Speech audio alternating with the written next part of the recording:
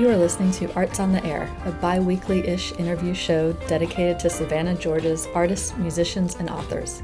Each episode will feature a guest in conversation about their philosophy, practice, and current projects, as well as their thoughts on the state of the arts in our community of Savannah. Our theme music is a clip of Summer Nights by the Eric Jones Trio. It's provided by our friend Mark Chesanow, who plays with the Eric Jones Trio.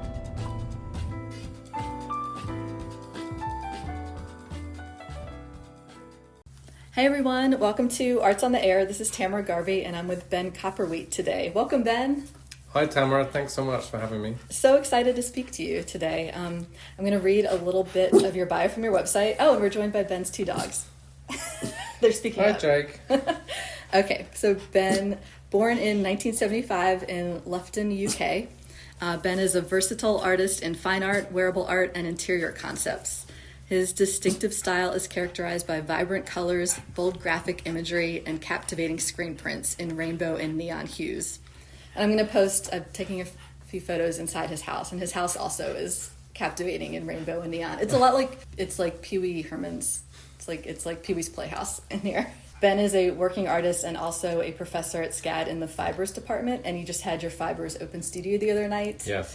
Do you want to chat a little bit about that? I know you were doing screen printing demos for people. Yeah, so that's like a once a year event, which we always have around this time of the year. It was like a week earlier actually, but it's really our big push, because one of the big problems with fibers is people just don't know about us, yes, or understand us or know what it is, and we get students in senior year like, oh, I wish I'd known about fibers. I would have taken it as a major, and we didn't know what was in that building. Yeah. So I imagine parents hearing the word fibers are like, does that just mean they're knitting all day? Are they knitting scarves? Or do they do fiber optics? Or so yeah. So it's just So a lot of people just don't understand what we do. And even with all the work we do to get the major out, people still don't get about it. What is your little elevator pitch about fibers then? Fibers is just like such a diverse program. I would say the most diverse program at SCAD, where you can really work in so many different mediums. I'm definitely firmly in the print surface design category. I don't really work with fiber at all. I don't sew, I don't knit, but I work with print and screen print. And then you've got other people like Katie or Deb or whoever that work in weaving or jacquard or knitting or machine knitting like Liz, and so we all kind of have our specialisms. Some professors work in kind of all areas. Mostly we kind of have a firm camp in one or the other. So it's just, I think it just offers so much diversity as far as career paths and what you can do, and you could be a painter and be in there. So. Yeah, some people are doing kind of fine art like hangings and installations, and then you are doing things that are crossover with like apparel and rugs, and then people are doing surface design where you could be designing wallpaper. Or what I've heard a lot is that in casinos, for some reason, there's a lot of psychology that goes into the surface design of flooring and things in there. It's kind of interesting. It can go from this very, very fine arty conceptual, like a hanging of a knitted thing from the ceiling, all the way to being the most sort of commercial and like business oriented kind of field. Yes. So it's a really interesting department, and so that was our big push. And we had WTOC come over on Friday morning, and I got filmed doing a screen print demo, and Kiowa got films interviewed about the show, and so we had our most amount of people. I mean, it's insane in the building, is the only way I can describe it. I mean, literally, like, there's no space to move, and people are coming in and just screen printing like wildly and making a mess. So it's just like a lot of fun. But it's also very draining by the end of it. It's a great event. I mean, things look amazing in there. The building was great, but it is, for people who have a hard time with crowds, it's really overwhelming. And I actually do, to be honest. I'm kind of deep down introverted, and even though I wear bright clothes and colours, I actually really like my quiet time. And, I don't really have a lot of people around the house. I kind of keep my house as a kind of a sanctuary, so I'm not this big loud person, even though my clothes are. But No, and I feel like I touch on this in most of the interviews of whether people consider themselves to be introvert or extrovert, and there is this whole dynamic as artists where where you're making your art usually kind of on your own, and then the element of when you show it or sell it or whatever, present it, that you have to be comfortable with some degree of crowds and speaking, and then we kind of need to run off and have a lot of quiet time again. And then like sales and marketing and all those things, which are challenging for us, a lot of us creatives too. So but you just kind of have to just embrace it and do it. But can you kind of encapsulate what screen printing is for everybody? So it's a process. The most famous person I always think of that does screen printing or has done was Andy Warhol. So if you think about his work, that's all mostly screen printed. But he would do one of a kinds and then paint into them afterwards, which I also do with some of my work. But basically, you're forcing the ink through a mesh screen with an image that's been photographically put on there. It's pretty high maintenance process in terms of you need space, yes, you need water, you need ink, you need somewhere to wash out. It can be messy. It's not like you can just do everything on a desk. So it is. When I was in New York for many years, I actually screen printed on my rug for about the first 3 years because I didn't have a table. But you find a way. I've been doing it now 30 years and I still love the process. Yeah. But it's one of those processes you either love it or you really don't like it, because we have students that do it and they really don't like it and other ones that just fall in love with it. So it's probably a lot of things in fibers are like that. But it is one, like you mentioned, it's interesting, like that while you're in school you have access to all this equipment and space, and then once you get out of school, I imagine it can be a hard one at the very beginning to continue on with. The element of the photography onto the mesh screen. So what does somebody need a sort of, you start with a drawing and you like draw onto a screen and then you have to do almost like a photographic process? Yes, you don't draw onto the screen. You draw onto you can either draw onto like a drafting film or something with a Indian ink or a light resistant pen, or you can do your drawing or photography, scan it in, or digital, and then you can transpose it onto acetate, which is like a clear film, and then you have the image which is in solid black, and then when it's exposed onto the photo emulsion with the UV light, the black on the film resists the light, and then that doesn't expose. So then you wash off with the water. So it's and then also each screen is just for one color on your print. I do a process where I'll do like an ombre, or I'll paint into the screen, so that a bit like what Warhol did, a lot of those techniques where you can get more than one color through one screen, but then that produces more of a monoprint. Whereas if you're just going to do one color per screen, you can do it multiple times. So there's kind of different tricks you can do to kind of add in other colors. And when you talked about the UV light, can somebody do this from home and just use sunlight? You can actually, yeah. I've not done it too much because I've always had some kind of access to exposure. Even in New York, I would have access to a place where I would go and rent space. Okay. But you can also do it in sunlight. There's a certain emulsion you can use, and you can do that. You can also set up your own exposure unit with a bulb and just experiment to get the timing right. Yeah. You do need a dark room or just even a cupboard you can use so that you can make sure you keep the emulsion out of the light, because otherwise it exposes.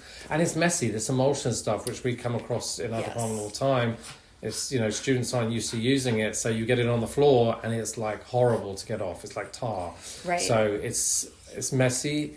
It's and because the inks are generally oil based, not water based, right? So it's harder to actually I've never worked with oil based in my life. Well, actually, tell a lie, once I did an edition of t-shirts, about 500 for a brand, and I did oil based. That's the only time I've done oil.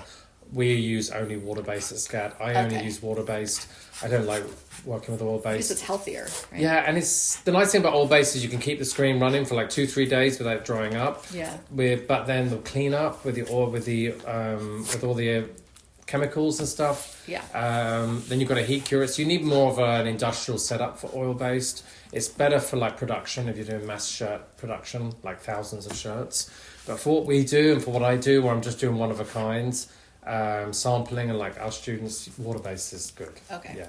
Yeah, and it's interesting. I mean, just the whole art form, because what you describe is like creating the screen that you're going to then use to print, and then there's a whole aspect of laying out flat your fabric and doing the actual printing onto it and creating it. So it's like a long art form. It's a lot of steps. It is, and then you've got the pinning of the fabric or the garments, which I always say is my most tedious job. Just pinning stuff. There's a lot of just process. Pinning it to the table, so pinning the fabric, pinning the garments. Okay. I do work on paper too, but I did in my undergrad. I did fine art printmaking and textiles. But I've actually always been more drawn to the textile side of the screen printing rather than just like the printmaking side, where it's like on a hard surface and you're just working on paper. Yeah.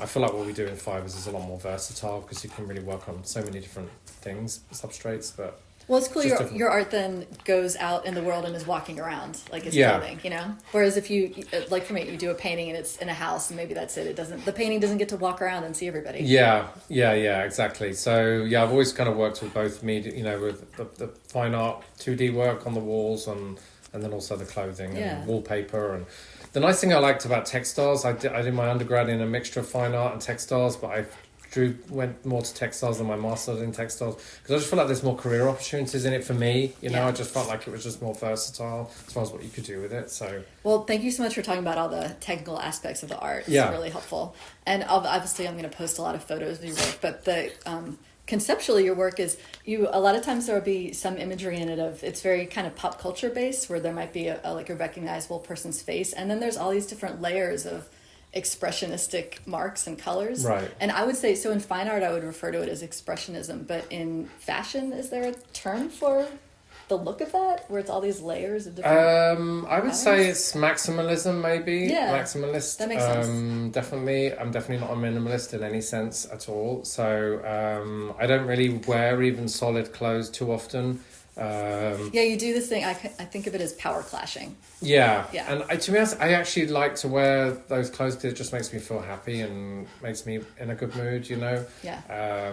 So I like prints, I like colour, but then I don't expect everyone else to wear the same, obviously. So people have their own ways, and I just do it for myself, to be honest. What I like about the fashion you make, and I saw that you do, some women's clothing, but it's mostly been menswear, but you could even you're screen printing your look onto like a blazer. So someone could it's not just clothes that you'd wear just to go out clubbing or for the day and be wild. You could be dressed formally in a blazer and trousers and you still have your designs on it, which is really cool. Right. Yeah, it's not really, I have to have my club kid days back in New York, but no, it's more it can really be appropriated for anything. So, yeah. Well, I was excited to talk about where you were from. So I Googled Luton, UK, and I was actually Luton. Luton. Oh, I'm sorry. Yeah, no worries. I wrote that wrong. I carry my own writing. Luton.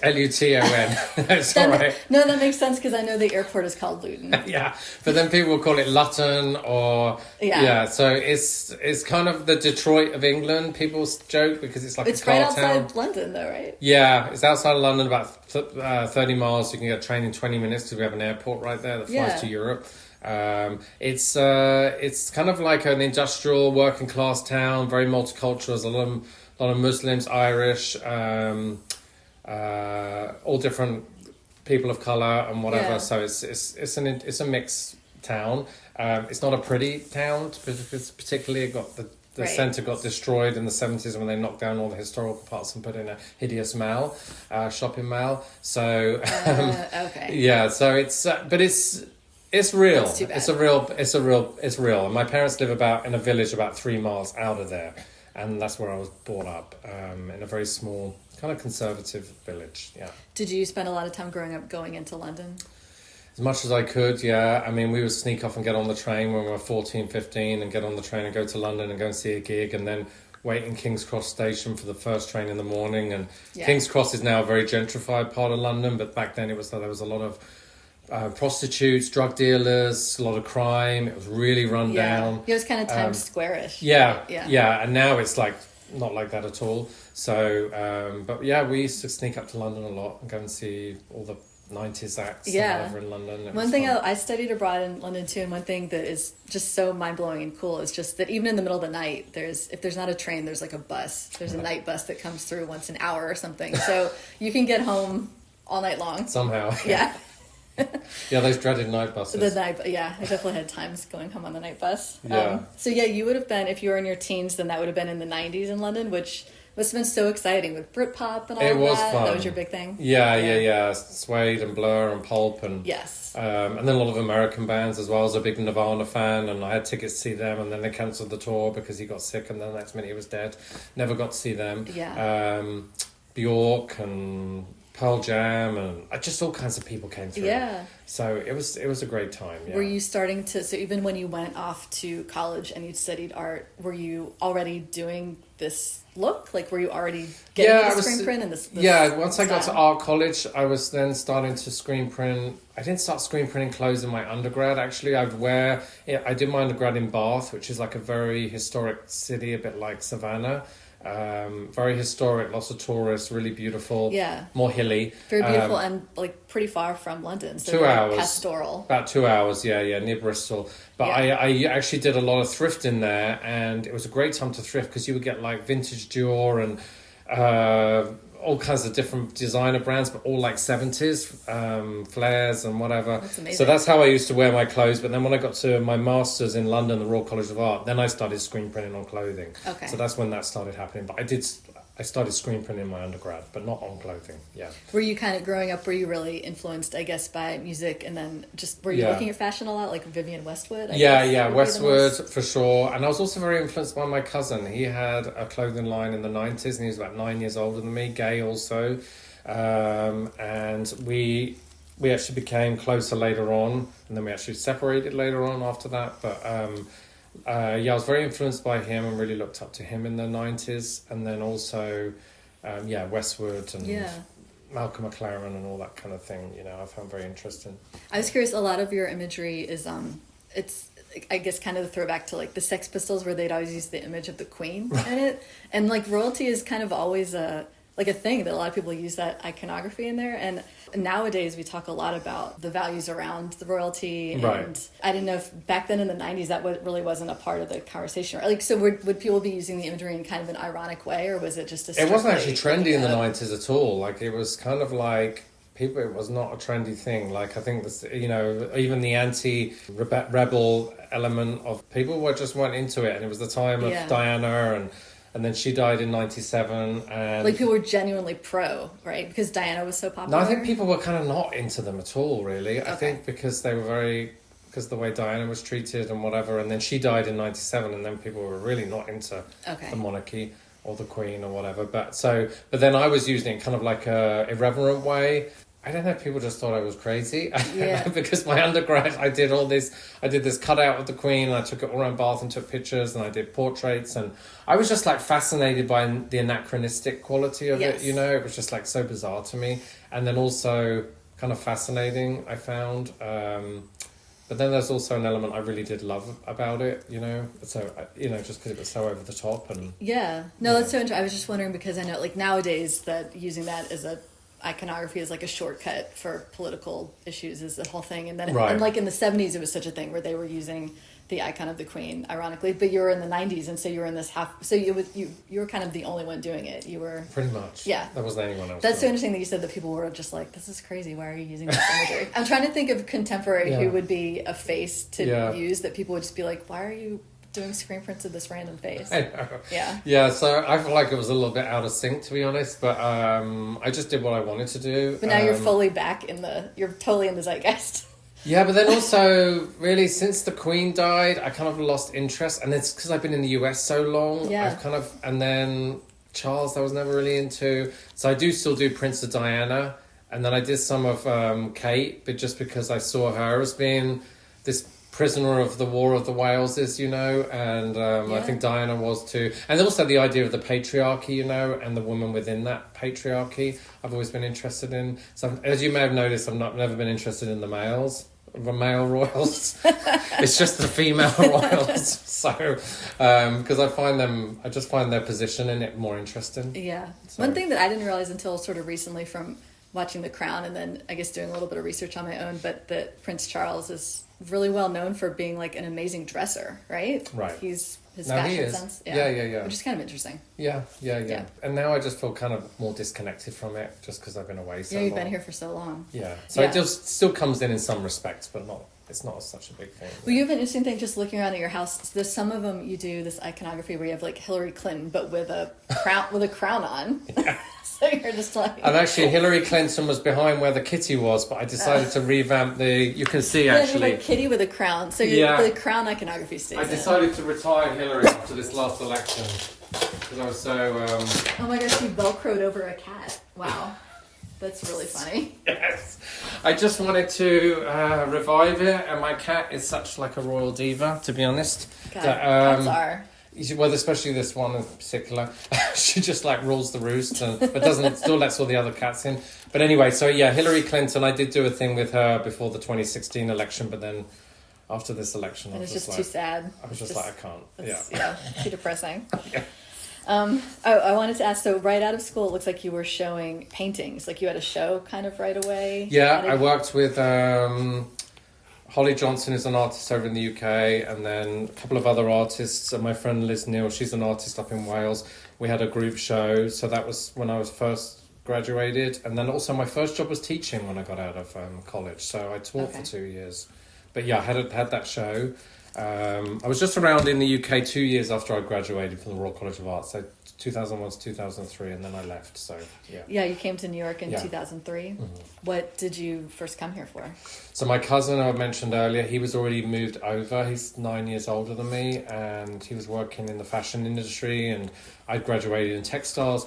And I just kind of wanted to get out of England. I was teaching up north and taking the train up there and back down, and my boyfriend, he wanted to move to Paris. I was like, I'm not moving to Paris. I never really liked Paris, to be honest. So I'm like, I'm going to move to... And I had already visited New York with him, and I just fell in love with it. I was like, oh my God, I want to live here now. So I came out for the summer, and I never went back. I mean, I went back to visit, but I trawled around my portfolio, and I got a job within like 4 weeks or something. And they sponsored my visa, and I was there 15 years. That's incredible to find a job that does that. Because, that's the thing. People talk about moving internationally, but you can't just pick up and decide to move. You have to get a real job that's going to sponsor you. Yeah, so my first job was with Calvin Klein. So I was a print designer for them, and I was there 5 years. They sponsored my visa, and I love this. So you're talking about this era where it's almost like a movie where you arrive and you hit the streets and you're carrying around a physical portfolio. It's like this big. And you're just like knocking on doors and being just like, I'm here for a job. Just went to different agencies. And it was a really different era where you... It was. In a way, I preferred it, to be honest, just because it felt so much more real and you're actually meeting people. Now it's like everything's so digital, like with social media, everything's so disconnected. But I actually, you didn't think about it, but it was very different. But and then they were like, we got a job at Calvin Klein. Jeans, if you're a print designer, I'm like, that is like the last place on earth I would see myself working because it's so minimal. And we get print design for jeans. What does that mean? There's the jeans line, which was sold in Macy's, they would have men's shirts, they would have t-shirts, graphic tees, they'd have prints on men's shirts. So it's not just jeans. There would be a whole line of different clothing. Okay. Then we would design for the CK line. We even did some stuff for the collection line. Now the brand has changed so much. Jeans is not even its own label anymore. It's just been merged into this big conglomerate of Calvin Klein. So it was actually kind of better back then because they were taking risks, and we did actually do some really cool stuff. Yeah, it was more fashion forward. Yeah, and it was fun. Yeah, so I was just lucky that I was just the right place at the right time, to be honest. Where in New York did you live? So my first apartment was in Chelsea. I was on 22nd between 9th and 10th. Had a little studio apartment. I think I was paying $1,400, which then seemed like a lot of money. Yeah. That same apartment is now $4,500. I lived there a year and a half, and then I moved down to the Lower East Side, and I got a really good deal right on Water Street on the river between the two bridges. Oh. And I paid $1,000 a month cash to this Puerto Rican landlord, and he basically, it was like a lower income housing block, and he was basically illegally subletting it to me, but I was there 4 years. But I had like a view of the river. It was such a great deal, including electricity and cable. Great deal. It was amazing. Yeah. But then I had to move. And you were in cool neighborhoods in Manhattan. Yeah, and that was way down lower on the Lower East Side. And then I had to move out of there because his son and the son's girlfriend had two twins and they needed somewhere to live. And he's like, Ben, you've got to move out. I don't want you to move out because I love you as well. Anyway, I had to move out. And that's when I moved out to Brooklyn, and I was in border of Williamsburg, East Williamsburg area off the Montrose L, and I was there 10 years. So I actually only moved 3 times in the whole time I was in New York, or twice in 15 years, which is kind of also unheard of because I feel like people move like every year. Yeah, sometimes people are like, sometimes you're unlucky and every year something gets raised or they kick you out or whatever. So I was just kind of lucky really, and then I was in that same apartment for 10 years. You know what? We overlapped and we lived just a few subway stops apart from each other. Oh, right. I was in the same apartment for 5 years, and I was at the Halsey L. Oh, yeah. So I was really not far from you. What years were you there? In that apartment, I was like 2012 through 2017. Oh, okay. So we were, So we literally just lived like a mile apart. Yeah, that's so funny. It's real. I'm sure we ran into each other on the subway. Yeah, that's so funny. I'm sure I would have seen your outfit and been like, I love that guy. Look at him. Yeah. How was your time in New York? Did you enjoy it? You know, when I moved there, I was in Savannah first for SCAD, and then I moved to New York. And I knew at the time I was not going to be there forever because it's a huge city, and I knew it would not be me. But I wanted to be there just so I could, like, say on my deathbed that I had lived there. But I kind of did always intend to move back to Savannah. Right. So I did eventually come back. And then I really appreciated being here after that because your life is so hard there. If you're not super wealthy, Everything is so hard, and the older you get, the harder it is. So I know. As soon as I hit my 40s, I was over it. Yeah, just physically, 42, it's really hard to be there. I was just exhausted. About 2017, I was kind of getting over it. And now after being in Savannah, whenever I go back, everything's like, oh my God, everything's so grimy and yes, hard. It's overwhelming, and yeah. People look miserable. And then you come back to Savannah and it's just like, oh, so nice. Literally the birds chirping in the trees. It's like a Disney movie. So your years in New York, doing a lot of fashion work. It looked like at some point you did collaboration with brands like Gucci and Calvin Klein and 3.1 Philip Lim. Yeah. Was that all freelancing or were those... Freelance, yeah. Okay. Well, Calvin, I was there full time. Yeah. And then Philip Lim, Gucci, DKNY, all the rest of it, those were all freelance. So it was like I would go in and work for a year, maybe 5 days a week. Sometimes I'd work from my studio, off-site, like remote. Sometimes I would just do a collection. It'd be all kinds of different things. But I just always found ways to survive, you know? Yeah. But it was like that constant. You're always... And for 10 years, I didn't have a regular paycheck. So I was like a full-time artist and freelancing. And sometimes it was great. Yeah. Sometimes it was really hard. And that's kind of what I got tired of in the end. Was that so you had your years working for Calvin Klein and then you just had this like more portfolio and then you could approach these companies and ask to freelance for them or how they would be looking? A lot of it would just be recommendations, but I worked for Calvin Klein full time from 03 to 08 and then I left and I started the clothing line with my cousin. Yeah. 2008-09. And then the market crashed in 2008. It was a terrible time to start a fashion collection, really, to be honest. But because no one was buying anything. But we did get tons of free space to show our collections and liquor and all the rest of the stuff. Stuff that you just wouldn't get now. But I bet you guys threw great parties. We had a great time. It was before I got sober as well. So I got sober in 2013. Haven't drunk in 11 years. So those were the party days. Yeah. Your New York fashion days. It was hard.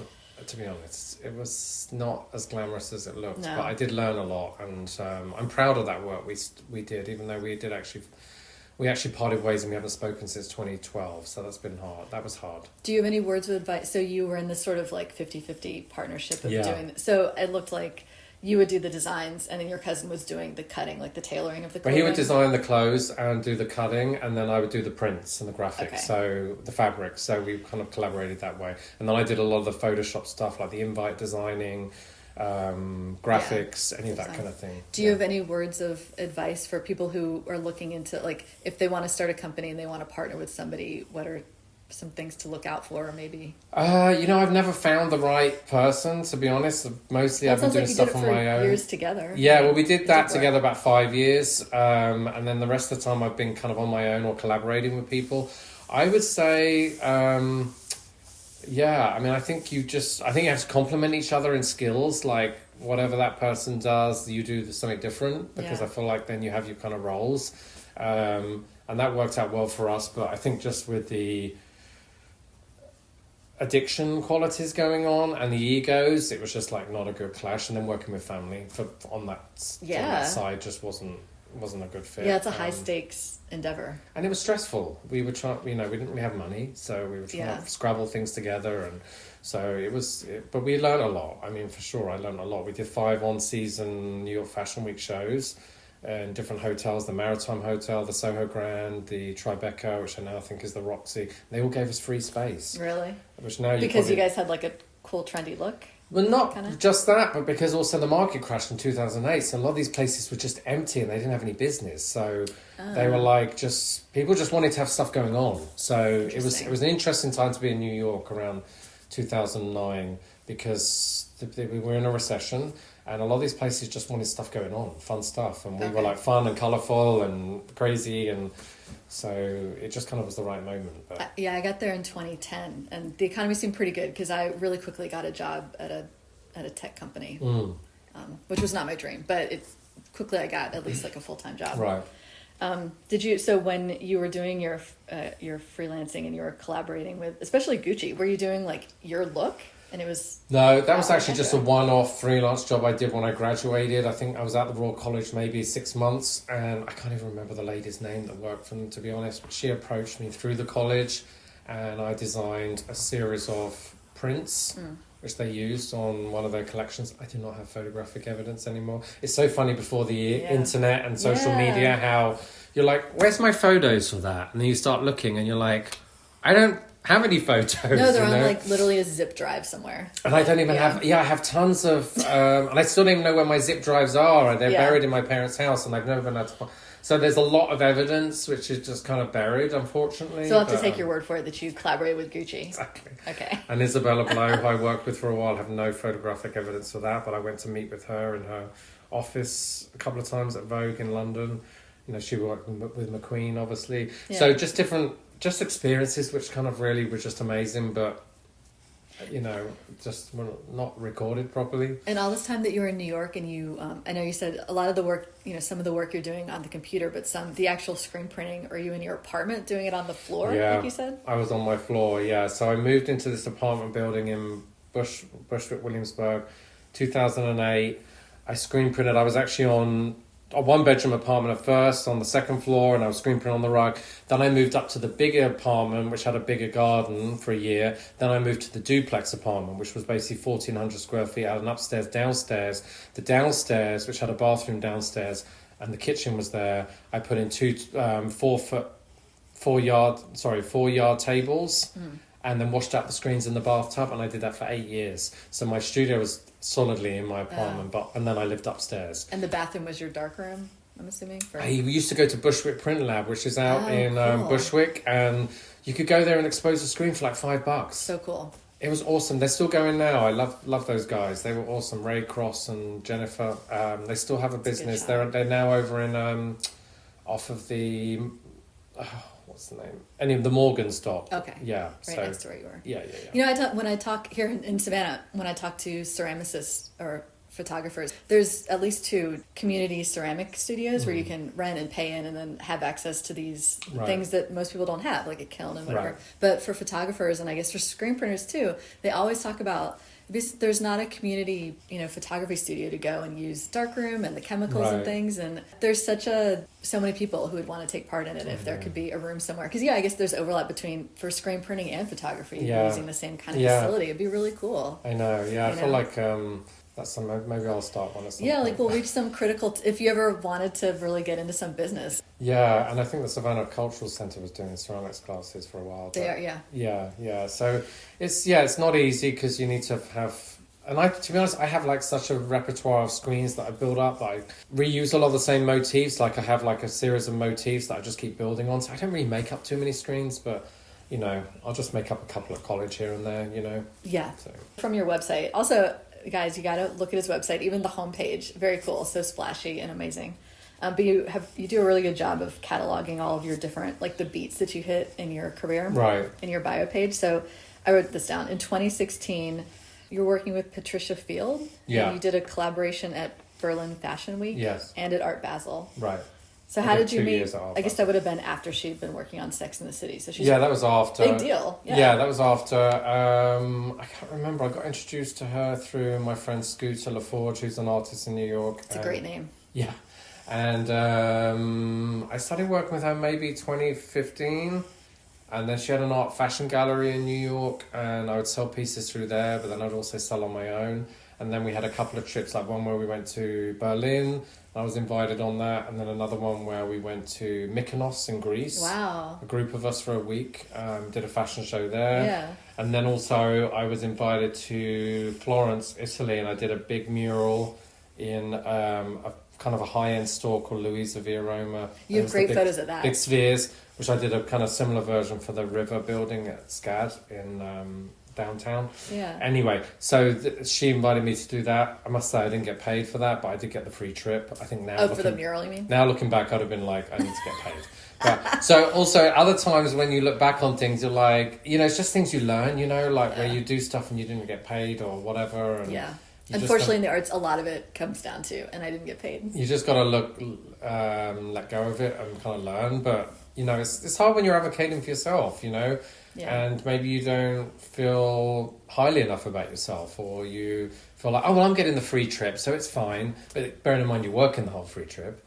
So, you know, it's not like you're on holiday or anything. Yeah. So, it is a thing, especially I would imagine to work with her, you're like, well, you're getting back this credit on your resume, and who knows who else you might meet through her. So there is that aspect to it. But the unfortunate thing in the arts and design is that a lot of people come at you pitching things, and they always use the word exposure, and they're like, we won't be able to pay you, but it'll be great exposure. And you always fall for that a bit at the beginning, and then you really quickly you learn, you're like, no, nothing comes from the exposure. Like people, I tend to find whenever I've given things away for free and it's going to be at some big event, and you think, oh, well, there's some fancy, wealthy people will see this will lead to something. But I think people don't value what they haven't had to pay for. Right. So if they see something there that you've just donated and it's free, then they don't go away from it thinking, this is great, I want to reach out to this person for more. Yes, exactly. You know? Yeah. And I think, that was definitely my case. And a lot of these people that don't pay you usually have a lot of money as well. So it's like I worked with Boy George, so I did some outfits for them, and I took a year to get paid for that first job because they cancelled the tour and there was some insurance thing. Like the whole thing was a scam. And eventually I did get paid, but and then I did some other work for him. And I never got paid at all for that because they was like, oh, actually, no, I don't want the designs anymore. And I'm like... That's really disappointing to hear about him because he seems like he probably came out of art school, right? Was he so I don't know why people are like that, but... and to them it would be nothing, the money. And you're like, I really need it. So the reality of working with these celebrity people, this is what the kitty that I adopted. This is the... the reality of working with a lot of these celebrity people is they're not, they don't always treat you with the respect that you may wish or deserve. Like they take advantage of the fact that they're a name, and you might be so, not desperate, but so excited that you'll take that. I don't know. Yeah. So on your homepage where you have photos, there's a bunch of photos of, I was going to say, you have Boy George wearing your clothes and Liza Minnelli. That was a cool one. Yeah, so that was with Stephen Burrows, who's a big designer, was a big designer in the 70s, 80s, 90s. First big African-American designer with big success in the US. But anyway, he did some collection, and then she ended up wearing this print. I didn't actually meet her, but she wore the outfit for New York Magazine cover. Yeah, so that was cool. And then he was like, oh, she loved the fabric and loved the outfit. And I was like, and she wants more fabric. I was like, well, can I meet her? Can I go and drop it off? He goes, no, I don't want to give her any more fabric. I don't like Liza Minnelli. I'm like...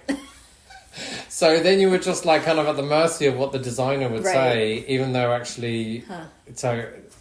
times like that, yeah. Did you ever try? I would be Googling to try and find an email address for her myself. It was before Google. Okay. It was before Google, and I just kind of let it go. I think. Yeah. I was like, whatever. Yeah. So. Yeah. Well, you got a cool photo. I did get a nice photo. Yeah. When I read the thing about you going with Patricia Field and doing showing at the Berlin Fashion Week. Mm-hmm. Just as a basic question, I was sort of only aware that there were the 4 cities that do this major fashion weeks. Does every city do it, and we just don't know about it because it's kind of become that way? A lot more major? of them have. Yeah, okay. A lot more of them have. So the ones I'd heard of were New York, London, Milan, and Paris? Yeah, those are the main ones. Okay, all right. Those are the main ones. And then these other cities have done their own versions, yeah. But Berlin's actually become a lot bigger, but it was kind of more of an art... It was alternative fashion week or something, but it was cool. I mean, it was great. I mean, we got a trip out there, and I'd been to Berlin once or twice before, so I always loved Berlin, and it was in the summer, so the weather was good. And, or it was like October or something, but it was nice. Yeah. I would think that a fashion show in Berlin would be a lot like London, where it would be just sort of edgy, wild pattern. Edgy. It was fun. Looking. It was fun. Yeah. So that was a great experience, and a lot of these things were just great experiences to get more great pictures and. But again, you weren't getting paid for it. You didn't make any money out of it. So the challenge with New York in the end was always like trying to balance like actually paying the rent. Yeah. Paying the rent and also keeping your authentic voice with your work. And what I was doing wasn't really what everyone else was doing. And then also, the longer I was in New York, the more I realised that actually New York is a pretty conservative city in a lot of ways, like how people dress. And a lot of people wear black, famously. Yes. So it's not like this wild, crazy, arty city like Berlin or, say, London is. So in the end, I started to feel like... Really just, small enclaves like Bushwick and very maybe small, the Lower East Side. Very small, and there was really just a handful of us that used to wear bright, colourful printed clothes. There wasn't really that many that I would see. And I felt like I was the only person that was actually screen printing on clothes like that in this kind of one-of-a-kind way. Other people were making clothes, but as far as like screen printing graphics on clothes, I didn't know anyone else. So in the end, I kind of started to feel like, am I really out of sync with New York? Is this really where I need to be after 15 years? And the longer I'd been sober about 4 or 5 years, I just felt like it was out of sync with my spiritual energy, like this kind of hungry hustle. So like you wanted to be done with that part of your life where you are. I did. Just the hustle, the physicality of it. And it feels like a past life to me now, to be honest. Yeah, I had a phase where I was so hard up that I would be pulling like a laundry cart of prints and cards out into the middle of Central Park and like setting up on a table and selling at that tree lane going through Central Park and like trying to sell stuff to tourists. Did you do well doing that? No. I was just barely paying my bills. Right, it was so hard. It was hard. I'm curious when you first got to New York that you loved it so much compared to London, because I love London so much. I would do anything to be there. So I'm curious what it was that was so different for you. I just found it so fresh, and the energy and the tall buildings and everything was bigger, and I actually preferred the weather because even in the winter, at least it was not grey and dreary. It was always bright and sunny, even though it was freezing. So I just needed a change, you know. Now, actually, I have to say I prefer London more than New York all these years later. Yeah. I still don't know if I would choose to live in London, but I did. Now, when I go back, I choose to go back in the summer. So when the weather's nice, I do not choose to go to England in the winter because I just can't stand the weather, to be honest. It's not even necessarily cold there; it just is grey. It's just like dreary. It's like the Midwest, and also Paris is like the same, and Berlin. Yeah, it's true. Amsterdam. Always slightly rainy. Yeah. So I just it just felt fresh to me, New York, and then I felt like I was just there, and in a lot of ways, you kind of just get stuck there in a certain way. Oh yeah. Your life just keeps on going, and then all of a sudden you're like, do I still really want to be here? It took me about 2 years from deciding I wanted to leave to actually leaving, because it's not like you just suddenly pick up and leave. You have to plan it. You need to get an opportunity somewhere else because you've got to pay your bills. So that's when I came down here. But I had the same thing. I had a few years where I wanted to leave because it was so hard to pay my bills, but I didn't have enough money to leave, so I was on this sort of hamster wheel until finally I could. Yeah, SCAD was my exit out of the door, and it was my passport to get out of New York, because part of getting my job at SCAD, they paid for my moving down here, so that was amazing. Very cool. And it just felt like perfect timing, and now I'm so glad I moved when I did before COVID, obviously. So so when you decided you wanted to leave New York, your way out would be to get a professor job somewhere? Were you applying to different schools? I was applying. I was actually tried different schools. There's only about 4 or 5 textile schools in the US. Oh, really? RISD, FIT, Academy of Art, SCAD, and then Philadelphia. I tried all those other ones. There was no openings at all. Those are the only ones that have a whole program that's fibers or textiles? Yeah, I really was interested in RISD. Absolutely no openings at all. And then I suddenly thought, SCAD, I should look up them, because I knew about SCAD, but kind of in the back of my mind. And they had like an opening of a part-time and a full-time fibers professor. And I'm like, I applied for the part-time because I didn't know anything about Savannah. And I'm like, it's in the South, and what's that like? It's almost like being, I'll partly move there. Yeah, when really I wanted to get out. Yeah. And then like a week later, they contacted me on Labor Day and was like, would you be interested in full-time? And maybe you should come down for an interview. And I was like, sure. So they paid for me to come down for a weekend, and I fell in love with the place. It had all the trees and nature that I felt like I needed, because I missed that in New York. It's and it so was just beautiful from New York. Oh yeah, and the personal space. And I was just ready for a change. Yeah, I was ready. So it was just good timing. But I was also interviewing at Michael Kors for a design director job. Oh. Really well paid. Great job. Probably be working 10 hours a day. And then when it came to the final interview, I was like, well, how much time do I get off a year? They were like, 2 weeks. And I'm like, what about 3 weeks? We do 3 weeks. It goes, well, the week off of Christmas will be your 3 weeks. And I was like, I can't do that. Yeah, interesting. And then the contrast to SCAD, of course, where, we do get quite a lot of time off. Yeah. And I've been freelance. There's 2 tracks that you could have taken at that point then. And so that's when that kind of died off. And then I was also interviewing, and then the SCAD ramped up. And I think I got offered the job in November, and I moved down a month later. It looked like I think that was 2018. My visa was expiring as well at the same time. My O1 visa only had 2 months left on it. Yeah. It was $6,000 to apply for the next one. I just got approved for my green card, but it was going to be another 2 years before I could get the next part done. So I was in this kind of like catch-22. Like, do I stay in the US and go, or do I go back to England? Do I try and scrabble the money together to renew another visa? Will I get the job at SCAD? Will it be the right job? So everything was kind of in flux. Right. And then I got the job offer, and I just was like, yes, I'm going to do it. But I'm like, oh, by the way, I need to get another visa. And SCAD did that? They did my new visa. That's great. And I had like 2 months left on my other one. So it was just like perfect timing. It's kind of, so you got hired and then you were like, oh, and by the way, I need this too. Yeah. I'm sure they could tell by your accent that at some point this was coming. Right. Yeah. So I was, but also I barely had any time left on that other visa. So it was tight. They had to put it together in 6 weeks. I am curious, just the fact that you could go back to the UK at any time and like have socialized healthcare and have all these different social benefits that we don't have here. I'm curious why you wouldn't just do that. Because I think just being from there, it's not as glamorous as it's cracked up to be. Like there's a lot of waiting now to get in to see doctors, and just like lots of different stuff. But also, I didn't know what I would do if I went back there. I could teach, but teaching actually wouldn't be as good as here because you only get like 4 weeks off a year. I felt like I needed the space where I could still do my own work, and I feel like working at SCAD I still have the opportunity to do that with some breathing space. And I think I've just been here so long, and I felt like I wanted to come somewhere just different. But I was very close to moving back to the UK. Like if SCAD hadn't worked out, I would have probably gone back. I wonder if you and I could just like switch citizenships. Because I have this American passport sitting around. I'm actually I would give anything to live in England. So would you still? I really just want to do. We could be like that movie Face Off, and we could just switch identities. Yeah, I'm actually applying for my US citizenship in May because you have to have a green card 5 years. So I'm actually now finally going to apply. So we'll see if there's any issues, with the current stuff going on. But yeah, I don't know. The weather. But I think if I was to ever move back there, I would probably live in Ireland rather than England, to be honest. I like the space there. It feels like a lot more.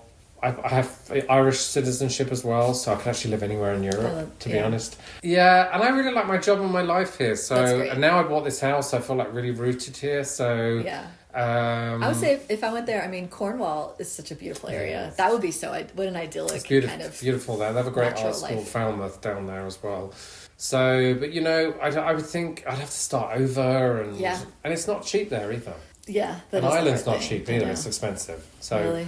Yeah, that's a bummer. It's expensive. Wales, I would like to live in Wales. Wales is nice. You can get some really good space in Wales, cheaper. Do you speak that language at all? No, people barely speak it. Okay. You can get around. People speak English. Do the street signs? Yeah, it's Welsh first, then English, but everyone speaks English. Okay. Yeah. I do love, the photos of like the incredibly long words on the street signs. Which I literally cannot pronounce. No. I have my friend that lives in Wales and she speaks Welsh, but I cannot. There was that entire episode of The Crown where Prince Charles was sent there and had to do a crash course and learn it just well enough to give his speech. And it was a cool episode. Yeah, so I feel like I'm pretty rooted here, but we'll see where things go in the future. But yeah. Okay, so you've been in Savannah for what year is this? So 6 years. 7 years. 7 years. Yeah, I moved in November 2018. And do you teach at SCAD for fall, winter, and spring terms, and then you have summer, or how? I taught the first 4 summers, and then I took a summer off, and then last summer I started doing a study abroad where we go to Lacoste. Last year we did Lacoste Lyon, London with the students for 2 weeks. Yeah. And then I just tagged on my trip over in Europe, and then this year we're doing Lacoste Paris, London. So that's kind of my new thing I'm doing, and it's in June, and then it gets me over to Europe, and then I just kind of stay there for another month. So your that's family. Yeah, so that's my teaching I do in the summer, but I don't do the full-on 10 weeks because otherwise you just don't get a break.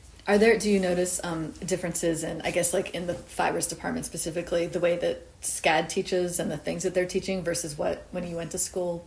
What it was? It's totally different. Was it more fine arty? Well, I did fine art textiles, but if I think about how it's structured, SCAD is like heavily structured, like the course, the way the classes are, the syllabus. Back then, I couldn't even tell you how long our classes were. I'm like, was it a whole day? Was it 2? I can't even really remember. It was so open-ended. Also, in the middle of it, you all break and like go to the pub. It was so open-ended. I felt like my whole first year at art college, I was stoned. Yeah. So it was so open-ended, and we definitely worked hard. And then the Royal College of Art, when I did my master's, that was a lot of work. I mean, I was probably in there 6-7 days a week. That's a very kind of traditional It's not actually. That's Is it probably, like you're an probably thinking the Royal establishment Academy. I am thinking of that. Yeah, the Royal Academy is the really establishment fine art Yes. one. The Royal College of Art is actually technically more of a design college. So Okay. we do have fine arts there, but it's like jewellery, product design, textiles, fashion, ceramics, etc. A lot Okay, of different got it. different stuff. It's technically the number one art school in the world, listed. I love that for you. It was, but it used to be a 2-year MA, and now they've changed the 2-year MA to a 1-year MA in 46 weeks, with only 6 weeks off. I don't know how people do it. We did ours over 2 years. I would not want to do that one over 1 year. Sometimes I feel like in art making you need space and time just to refine your ideas and change over time, right? The 2 years was amazing. And my whole first year, I didn't even work on textiles. I was working on product design and working with forming plastics, and I was nearly going to move to product design. And then then on my second year, I started working on fabrics and screen print on clothing. So if I'd just done 1 year, I would never have done all that. So it's changed a lot since when I was there. I mean, this was nearly 25 years ago. So, but it was a great school. I had a great time. Yeah. Do you, in your work nowadays, how much of it is getting on the computer and like creating patterns and futzing Not that around much. with? Okay. I don't like working on computers as much. The older I get, the less I like it. I did like my job at Calvin, and then a lot of freelance was always computers. Yeah. Now I much prefer the hands-on. I've really gone into gardening since I've been in Savannah, so I really like to be outdoors. I like the way at SCAD we're always on our feet and moving around and doing physical things. Stuck doing digital for hours on end, it does not appeal to me at all. Yeah. I do it, part of my practice, but it's not the be-all and the end-all. What are the classes that you teach? I teach screen printing, which is very much a studio class. We do have a digital element, but it's not all about that. It's a lot of it's in the screen printing. Yeah. I teach the dye lab class, so that's all hands-on, working with dyes, painting with dyes, natural or synthetic dyes. Is that like painting on silk? Painting on silk, shibori, natural dyes, screen printing with dyes, all kinds of different things. And then I occasionally teach, like this quarter I'm teaching the advanced screen printing class, and then the drawing for surface pattern, which is one of the first fibers classes. And then sometimes I'll teach a digital class, but not so much the digital now. Can you explain what shibori is? That's like tie-dye, basically. That's the American version. And it's a Japanese word? Or? Yeah, that's the Japanese word, yeah. So that's it's a very ancient, traditional process. It's basically anything you do to the fabric through tying or through sewing or through clamping that creates a resist, that when you put it in the indigo, it prevents the dye from going on. So, and it's specifically with indigo dye? That's what I've always... That's what we teach, but you can also do it with different dyes. You can use the acid dyes, the reactive dyes, natural dyes, but mainly it's with indigo dyes. When I think of indigo, I always think of the settler era of the US. Yeah, right? and There's then also something denim about that. jeans. It's all indigo. That's true. Denim oh my jeans. God, that's so interesting. Wow. Yeah, that's all indigo. So people nowadays, if they want to view your work or buy it or anything, where around town can people go? So I have a website, which you mentioned, but currently the online store is not live. I'm hoping to get it live in the next couple of weeks. And that It's was a project. for apparel? It's going to be for fine artwork, small pieces, and then apparel and prints. And then also I'm selling at a store clothing called Sid Nicole. It's on the Eastern Wharf opposite the Thompson Hotel. Yeah. And they have some one-of-a-kind pieces, blazers and different things. And then I'm having a Meet the Artist pop-up on March 21st, 5 till 7 Oh, great. p.m. Everyone's welcome to come. And that's a flower shop, right? I love that They do flowers and they do fashion. So she has clothing and she has flowers. So it's actually a lot of clothing in there. Okay. And then they do, and then I'm doing like a flower workshop with them on the Sunday, like painting flowers. That's on the Sunday, the 23rd, I think.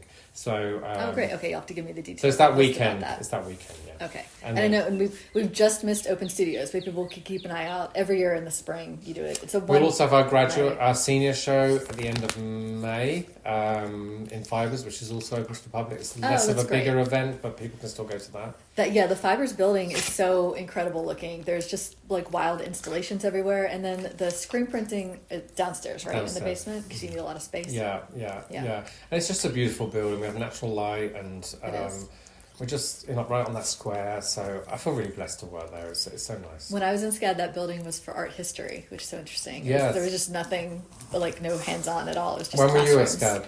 I was there from 2005 to 2008. What did you do? Illustration? I did illustration, and it actually is my second degree. So I have a previous degree at like the regular college age which is in biology. Oh, wow. And then I went back to school and went to SCAD. So I only had to go for maybe 2.5 years and got a degree since I'd already done all this other genetics. Right. Oh, that's awesome. Yeah.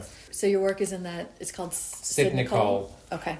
It's on the Eastern Wharf, sidnicole.com. Okay. And so that, and then we're, like I said, we're having an event 3 weeks today, 5 till 7. So everyone's welcome to come. It's a champagne little reception, meet the artist thing. So that's very nice. They're putting on. So yeah. What artistic wise, is there anything you're looking to change or get into or explore in the upcoming year? I definitely, I just really, like I said, working on the website, contextualizing that, because I have so much work already. Yeah. But I definitely want to get more into working directly onto silks, like with the dyes, rather than working with the screen printing ink. So like painting, which is what I do in my classes, like painting on the screen and then pulling through onto there. I've never really been too much of a sculptural person, but I did do those big sphere pieces for SCAD, and I want to do some more of maybe 3D work. Is that in the Fibers building? It's in the River building, the new tower block they have down on the river, that big tall one. Okay. It's in, I'll send you the picture. It's in the dining hall. That was a big project they gave me to do 2 years ago, which was actually awesome. Yes, SCAD never used to do, like, in their buildings having all this incredible interior design. That wasn't a thing when I was going there. They've really leaned into that now, where every building is like a work of art inside. It must have changed so much since you've been there. It really did, yeah. Oh, I was going to ask you, just when you're laying down, so I'm looking around at your art, and I wondered if you had a way that you do it in your head, or a way that you can impart to students, because I don't know if it's a thing you can teach, where you're building up a surface and there's so much to it. There's so many colors and patterns everywhere and designs. Is there a way to know, like, when to stop, when to pull back? I don't know. I just feel like the moment's right. I just know when it's good to stop. I like the idea of the layering, because you keep working until you are happy with how the piece is. It's an intuitive thing at this point. Yeah. Because even when we just did the WTOC, we were talking about, he was asking, how do you get started? And I said, well, the students were doing mood board colour palette and they're planning it all out. I don't do mood board colour palettes. I just go straight into my work. Yeah. I just go straight into my work very intuitively, to be honest. I still do drawing. I do keep a sketchbook, not daily, but I do draw. I do photograph, a lot of photography, and that comes into my work. But I kind of work very intuitively at this point.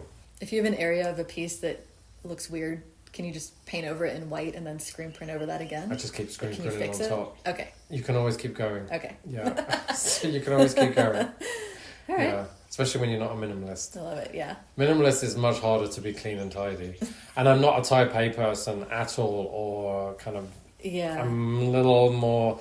You know the artist Francis Bacon, like the old videos of him with his studio, and it was just this chaos of craziness and filth and paintbrushes. And I was watching an interview about him recently, and he was talking about how he bought this like really posh building because, he's a very successful artist in Mayfair. Nice curtains and drapes and sofas. He could not work in there, so he went back to the crummy space down the road where it was like the crummy sofa and the filth and the mess everywhere, and he could only work in that chaos because that was the only way that it could actually create ideas for him. So I really understand that kind of idea of the chaos, and I find the same way when I'm creating marks. That element of chaos and chance is really important in my work. So there is a chaos and an order element to it, I think, and the screen printing is both a chaotic and orderly process. So it can be either. So I like that. That's sort of a metaphor for London as well, and for maybe the English culture. Yeah, chaos it's kind of higgledy-piggledy and chaotic, and Well, thank you, Ben. This has been really fun talking to you, and I love being here. You guys, his house really is like Pee-wee's Playhouse. It's incredible. I didn't grow up with Pee-wee's Playhouse, so I barely really know who he is, to be honest. Photos of that. But I kind of hear that it's very colourful. Yeah. I think he passed away recently or something. But a few years ago. Yeah. Well, thanks so much. I appreciate it. It's been really fun talking to you. Yeah, fascinating. And I'm looking forward to your upcoming... The pop-up sounds great. Yeah, thank you. Thank you all, everyone. This has been Tamara Garvey, and I've been talking with Ben Copperwheat. Thank you so much.